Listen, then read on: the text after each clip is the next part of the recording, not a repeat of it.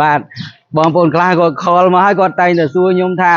ឆ្នាំហ្នឹងល្អមែនអត់ល្អប្រើមែនអត់ហើយប្រើទៅកាត់បន្ថយចំណាយអញ្ចឹងមែនអត់ហើយមានអ្នកប្រើច្រើនដែរអត់បាទបងប្អូនកន្លែងនេះខ្ញុំចង់ជម្រាបថាបើសិនមកបងប្អូនសួរសំណួរថាល្អមែនអត់បកកែមែនអត់អញ្ចឹងណាមិនខុសពីបងប្អូនទៅទិញសម្លៀកបំពាក់នៅហាងលក់សម្លៀកបំពាក់ហើយសួរអ្នកលក់ថាខ្ញុំពាក់អាវនឹងសមអត់ស្លៀកខោនឹងសមអត់មិនដែលអ្នកលក់ណាម្នាក់គាត់ឆ្លើយថាស្លៀកទៅអត់សមទេអត់ស្អាតទេលក់មិនដាច់បងប្អូនអញ្ចឹងដូចគ្នាបើសិនបងប្អូនចង់ប្រើប្រាស់ផលិតផលរបស់គ្រួសារកសិករកម្ពុជាដែលខ្ញុំតែងតែជម្រាបបងប្អូនថាកាត់បន្ថយការចំណាយហ្នឹងបងប្អូនត្រូវព្យាយាមស្វែងយល់ដោយខ្លួនឯងថាតើបច្ចេកទេសហ្នឹងវាពិតជាអាចរួមចំណែកកាត់បន្ថយចំណាយពីខ្ទង់ចំណាយ2លានជាងមកនៅសល់ក្រោម1លានហ្នឹងមែនឬមិនមែនអញ្ចឹងដូចខ្ញុំបាន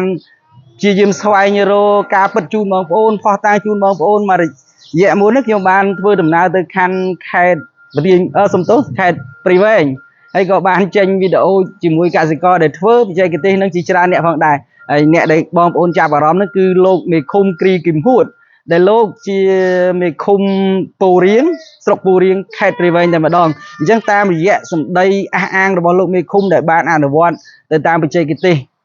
ដែលប្រើដើមទុនតិចដែលខ្ញុំជម្រាបបងប្អូនកន្លងមកហ្នឹងក៏បងប្អូនអាចនឹងទុកចិត្តបានដែរព្រោះថាលោកមេឃុំមានដីអនុវត្តនៅក្នុងរដូវនេះ8ហិកតាដោយ4ហិកតាគាត់ធ្វើតាមបច្ចេកទេសគីមីដែលប្រើដើមទុនធម្មតារបស់គាត់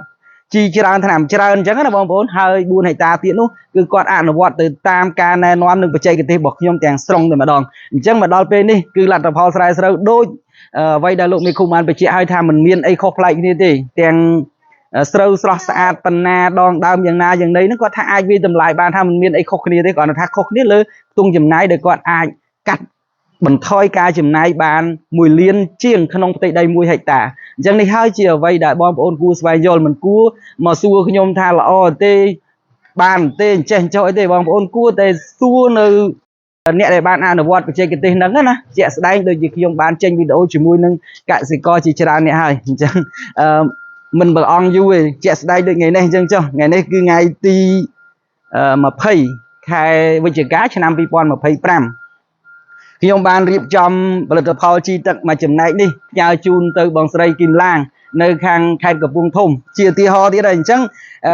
ផលិតផលនៅខាងមុខខ្ញុំនេះគឺសម្រាប់ប្រើលើផ្ទៃដី20ហិកតាហើយអញ្ចឹង20ហិកតានេះគឺគ្រាន់តែជាការសាកល្បងទេបងគឹមឡាងហ្នឹងគាត់ថាប្តីគាត់គ្រួសារគាត់ហ្នឹងធ្វើ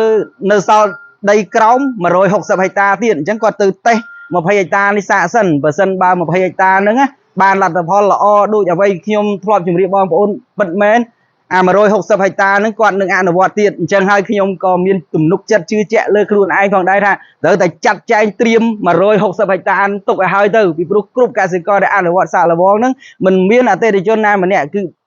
បែកចិត្តទេអញ្ចឹងជាក់ស្ដែងបងគឹមឡាងដែលនៅខាងកំពង់ធំនេះគាត់សាក20ហិកតាហ្នឹងហើយគាត់នៅមានដី160ទៀតខ្ញុំក៏ត្រៀមលក្ខណៈជីទឹក3ការហ្នឹង160ត្រៀមឲ្យហើយទៅដឹងថា160នោះជីអត់ផុតពីការប្រើបន្តទេអញ្ចឹងទាំងនេះហើយគឺជាអ្វីដែលខ្ញុំចង់ជម្រាបបងប្អូនហើយក៏មួយវិញទៀតសូមឆ្លើយតបជាមួយនឹងបងប្អូនដែរដែលចូលចិត្តថានិយាយឲ្យខ្លីខ្លឹមចំគោលដៅទៅមនុស្សឥឡូវគេ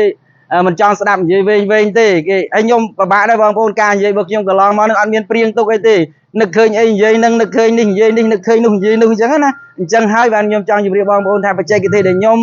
ចង់ថាចំណាយទុនតិចហ្នឹងគឺបើសង្ខេបទៅគឺកាត់បន្ថយទៅលើថ្លៃដើមនៃការផលិតប្រហែលជា1លានទៅ1លាន50ម៉ឺនរៀលឥឡូវឧទាហរណ៍ថាធ្វើសាកល្បងលើដី20ហិកតាអញ្ចឹងបងប្អូនអាចដកខ្ទង់ចំណាយហ្នឹង20ទៅ30លានទុកទៅធ្លាប់ចំណាយពីមុនប៉ុណ្ណាបងប្អូនអាចដក20ហិកតានេះអាចដកខ្ទង់ចំណាយ20ទៅ30លានទុកអញ្ចឹងនោះហើយគឺជាការប្រើទៅតាមបច្ចេកទេសរបស់គ្រួសារកសិករកម្ពុជាអូនិយាយចុះនិយាយឡើងខ្ញុំភ្លេចចង់ភ្លេចប្រាប់បងប្អូនដែរថានៅក្នុងពេលនេះគ្រួសារកសិករកម្ពុជាមានអ្វីកាន់តែអស្ចារ្យដែលតែងតែជម្រាបបងប្អូនហ្នឹងគឺបច្ចេកទេស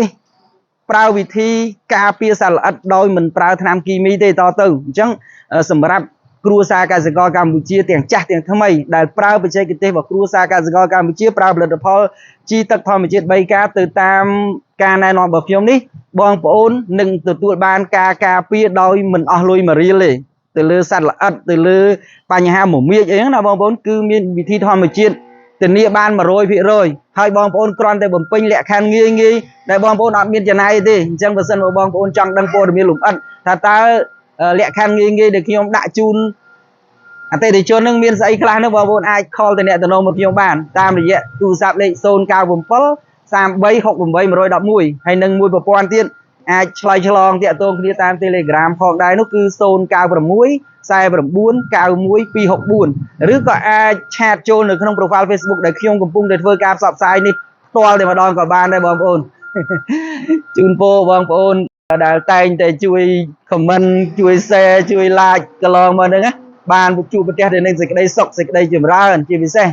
ជួបប្រទះទៅនឹងពុទ្ធពរព្រះទាំងឡាយ4ប្រការគឺអាយុវណ្ណៈសុខៈនិងពលៈកំបីគ្លៀងគ្លាតឡើយអរគុណជម្រាបលា Ê, mày mặc gì? Đi đi đi. Bạn được có cô bạn.